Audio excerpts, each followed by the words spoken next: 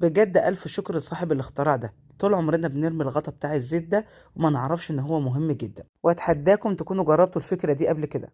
طبعا كلنا بنجيب إزازة الزيت وبنبدأ نشيل الغطا ده، وطبعا الطبيعي إن الكل بيرميه ومحدش يعرف إيه فايدة الغطا ده. وبتستخدموا طبعا إزازة الزيت مباشرة، بتبدأي تاخدي منها كده وتبدأي تحطي في الحلة بتاعتك، فممكن ينزل منك كمية زيت كبيرة وأنت مثلا عايزة كمية قليلة. فعلشان تحطي كمية على قد احتياجك بنبدأ نجيب الغطا ده وببدأ أقلبه على الجهة التانية وأبدأ أضغط عليه كده وبدخله كده في الإزازة، وتبدأي تستخدميه عادي جدا، بيخلي الزيت ينزل معاكي زي السرسوب. فبتنزلي بقى الكمية من الإزازة على حسب احتياجك. الطريقة سهلة جدا، جربوا الفكرة دي، أنا متأكدة هتعجبكم.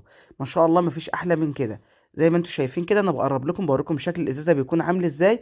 الفتحات الصغيره دي هي دي اللي بتنزلي منها الزيت. فكره سهله وبسيطه بس متاكده انها تعجبكم قوي. بكده فيديو النهارده يكون خلص. اتمنى لو فكره النهارده عجبتكم تدعموا الفيديو باللايك والشير عشان الفكرة بتاعتنا توصل لكل الناس. أكون شاكرة لكم جدا جدا.